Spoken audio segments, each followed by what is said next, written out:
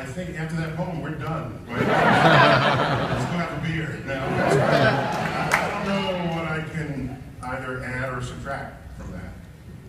It had all the emotion. I also like the intra-sentence rhymes. Those give you a little extra boost as you get through from one to the next. So thank you. A poet, a DJ, and a pastry chef. How do you get that?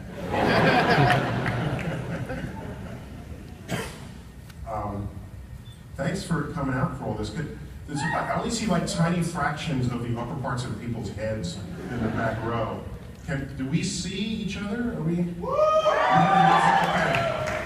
Not the front row, but the back row I'm talking to here. Okay. All right, just checking. Thank you. Thank you. Can I have a little more volume on the mic? Thanks. Just so I have voice for you. There you go. I think that's right. Testing. Beautiful. Thanks for coming out. As some of you may already know, that generally I decline invitations to address sort of skeptics groups. That's why if you're like a regular TAM, I've been at TAM like 1.5 times in my life. And it's primarily because I don't think you need me.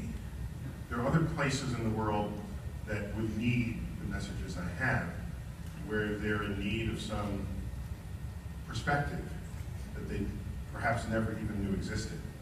And so I know that the skeptics community is well organized, and it's got a huge cadre of professionals who've written books, who speak eloquently in the field. And so this is kind of a rare, and so I always have to ask myself, what do I have to tell you that you don't already know?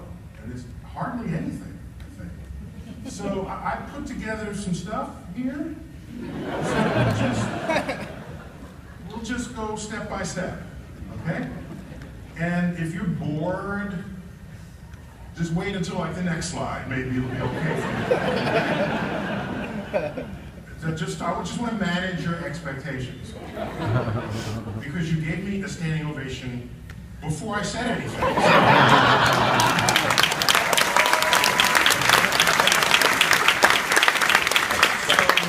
makes it awkward for me.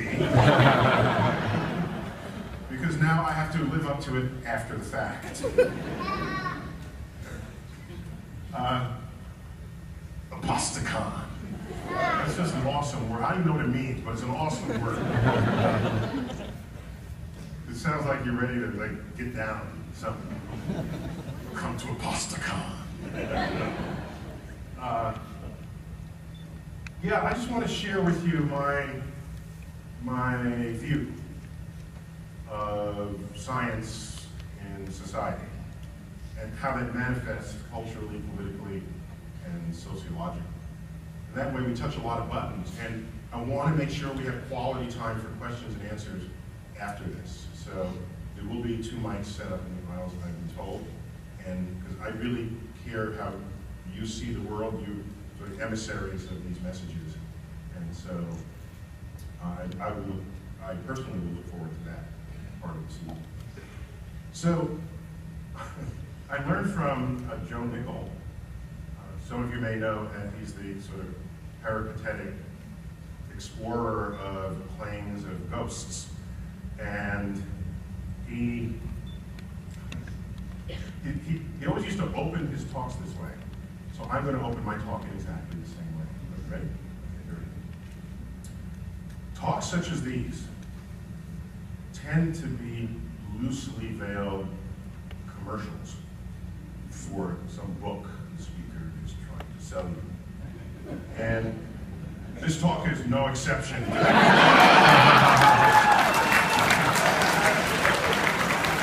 Actually, if you didn't otherwise know this, I don't actually do book tours. I write books so that I don't have to keep talking about the subject. It's the opposite, see? That's why I write books, so I can stay home. What do you think about space here? Leave me alone, read the book.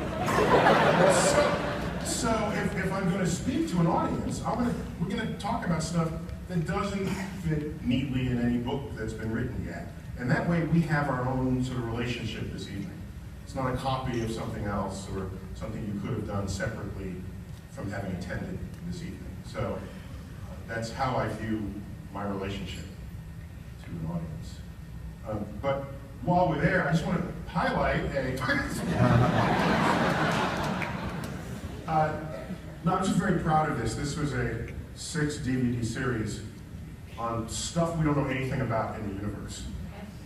It's literally the inexplicable universe. It's not the stuff that we sort of can't explain, but we can't. No, stuff we don't know anything about.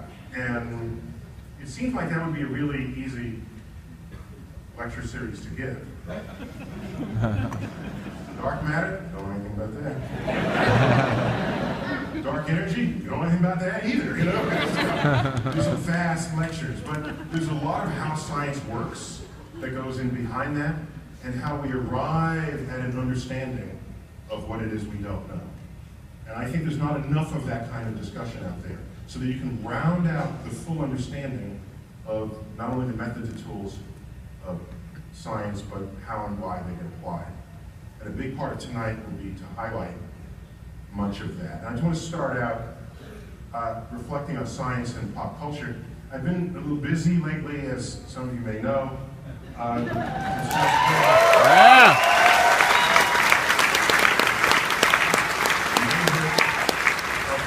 And just before the first episode of Cosmos aired, I received the highest compliment I've ever gotten in my life. It was submitted to my Twitter stream, and here it is, just before the first episode aired. Shh, Neil Tyson is about to crack a knowledge egg on your ass.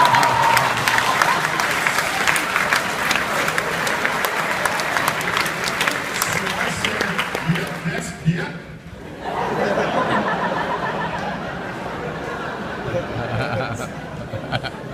I would later learn that Food Mansing is a Twitter stream where every tweet has some remote connection to food. So you would have like a chicken's egg, but this was a knowledge egg. So this fits and is consistent. But the reason why I want to mention briefly Cosmos to you before we sort of get fully warmed up here is there was Cosmos. There were some extraordinary circumstances surrounding Cosmos. Every one of these bullet points I'm about to show you, taken alone, would be extraordinary. Combined together in a group, it is nothing short of a miracle, if I'm allowed to.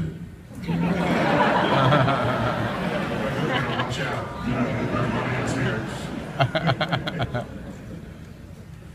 No, miracle is a fun word. Cosmos was a 13-part documentary. Now, who gets to make a 13-part documentary? You know, Ken Burns. Can you think of anybody else other than Ken Burns? And even not all his stuff was 13 parts. Baseball was like 9 parts, which I think he tried to do a 1 per inning kind of thing. But yeah, the Civil War was receiving this many episodes. But most documentaries are not this. So just to make a 13-part documentary in today's times was extraordinary. So it was a 13-part documentary on the universe. It wasn't on Hitler or the Ottoman Empire, it was on the universe. Airing in prime time. Remember, each one of these lines is itself extraordinary. But we are building a miracle. In prime time, during Sunday night. Where else are you on a Sunday night but home? This is the prime spot when Ed Sullivan aired. Enough gray hairs here to know I'm going down a mountain.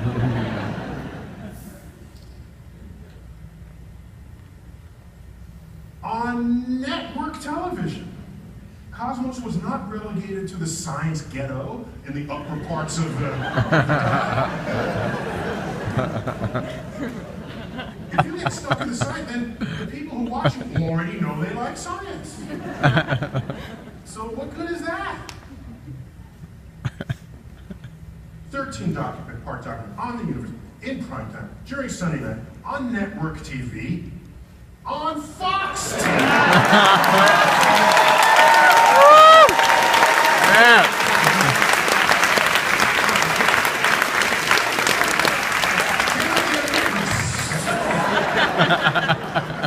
So the funny thing about this was, the farther left you are politically, the more you had the urge to froth at the mouth when you learned that Cosmos was going to appear on Fox.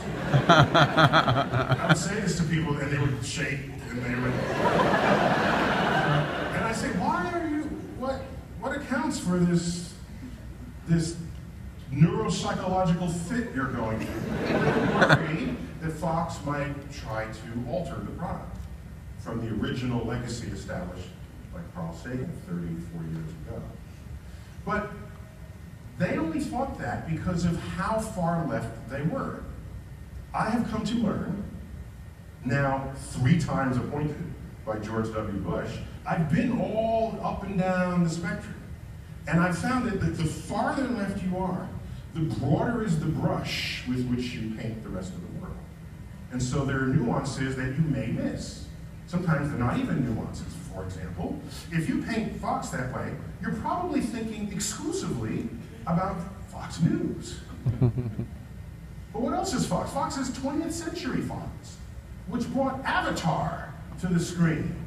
That was like Pocahontas meets the Matrix. Nobody accused Avatar of being a right-wing propaganda machine. Fox is Fox Searchlight Pictures, the indie arm, which brought Slumdog Millionaire to the screen, and Little Miss Sunshine, another critically acclaimed indie dramas. Fox is Fox Sports. Any sports fan loves them from Fox Sports, all right? Fox Sports, they always have good commentators, good graphics, good everything.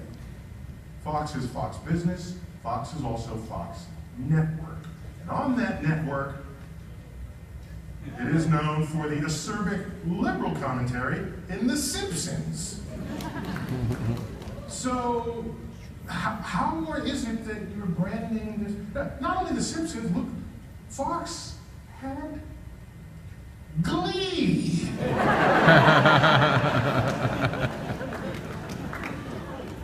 I think there were like 2 straight people in Glee. In